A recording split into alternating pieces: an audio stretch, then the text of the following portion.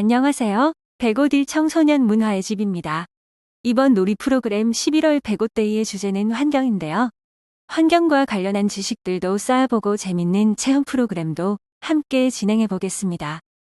목차입니다. 먼저 105일 청소년 문화의 집이 어떤 곳인지 영상으로 만나본 후 환경에 대해 생각해보는 시간을 가지도록 하겠습니다.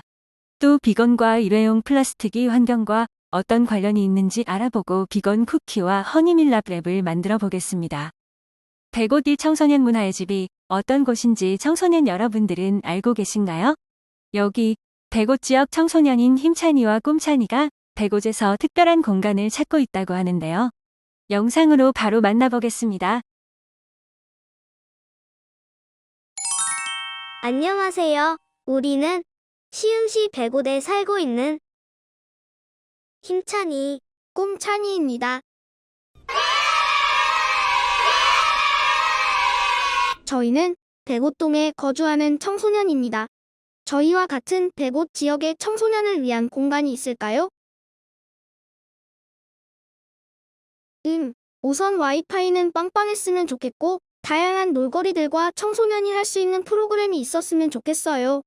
또 악기 연습도 하고, 춤도 출 수 있으면서 가끔씩은 머리를 식힐 만한 공간이 있었으면 좋겠습니다. 저는 유튜버가 꿈이라 영상을 만들 수 있는 장비가 있었으면 좋겠어요.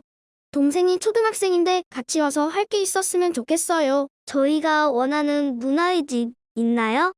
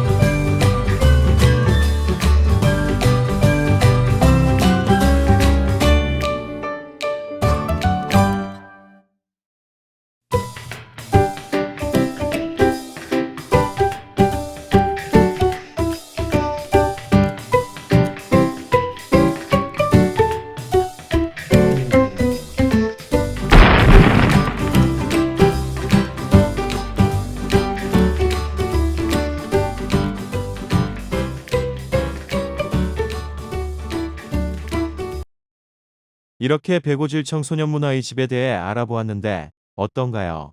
힘찬이와 꿈찬이가 찾는 바로 그 문집인가요? 네, 맞아요. 이런 곳을 찾고 있었어요. 앞으로 자주 놀러 올래요? 별도로 예약하고 와야 하나요? 아닙니다. 프로그램의 경우에는 사전 모집 기간에 신청해야 하지만 자치활동실의 경우에는 자유롭게 놀러 올 수 있어요. 그럼 프로그램은 어디서 확인할 수 있나요? 백오질 청소년 문화의 집으로 검색하시면 블로그, 인스타그램, 페이스북 등 다양한 SNS가 있답니다. 또 궁금한 점이 있다면 언제든지 전화로 문의 주세요. 지금까지 백오질 청소년 문화의 집이었습니다. 시청해 주셔서 감사합니다. 101 청소년 문화의 집으로 오세요.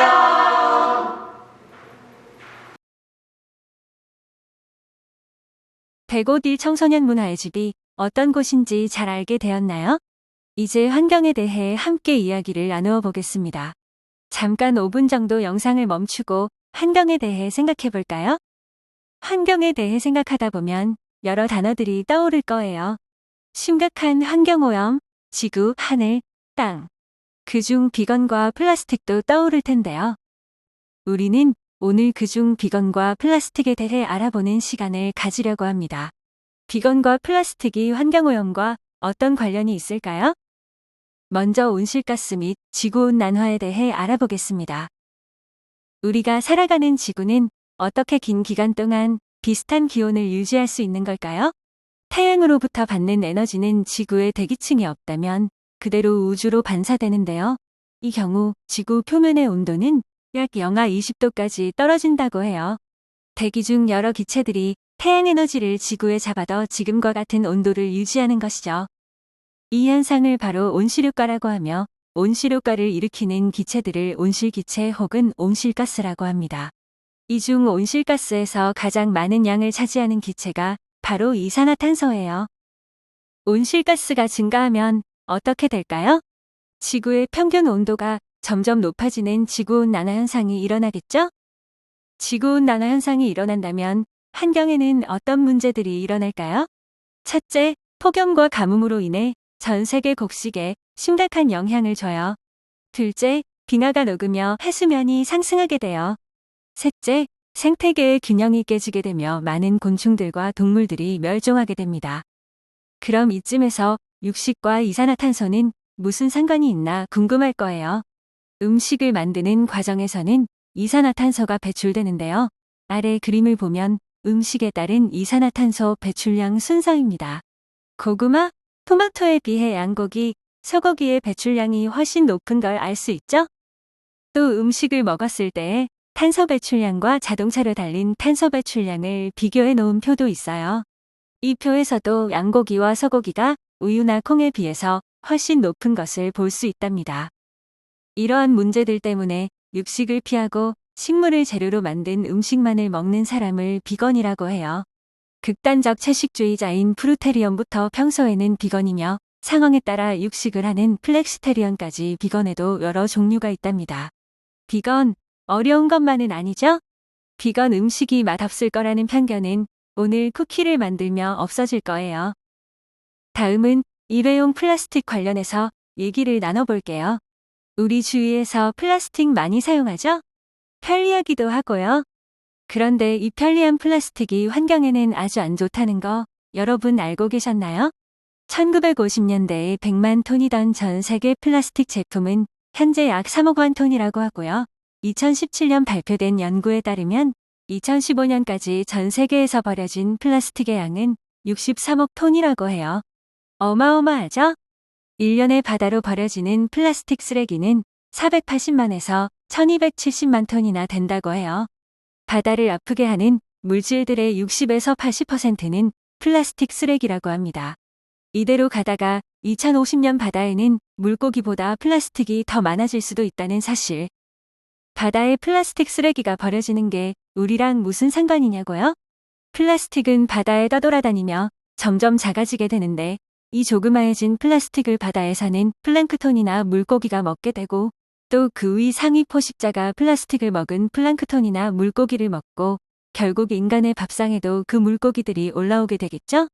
이렇게 환경은 인간과 많은 관련이 있답니다. 그럼 우리는 어떻게 해야 할까요? 오늘 배운 것처럼 극단적이지는 않아도 조금씩 육식을 줄여보고 플라스틱 사용은 자제하면 어떨까요? 육식과 플라스틱 사용을 줄이기 위해 오늘은 첫 단계로 비건 쿠키와 허니밀랍 랩을 만들어 보도록 해요. 키트들과 함께 있는 설명서를 참고하여 비건 쿠키와 일회용 플라스틱을 대체할 수 있는 허니밀랍 랩을 함께 만들어 볼까요? 지금까지 함께 해주셔서 감사합니다. 앞으로도 105일 청소년 문화의 집은 다양한 주제로 청소년 여러분들을 만날 예정이니 계속해서 관심 가져주세요. 직접 문화의 집으로 놀러와도 좋고요. 그럼 다음에 또 만나요.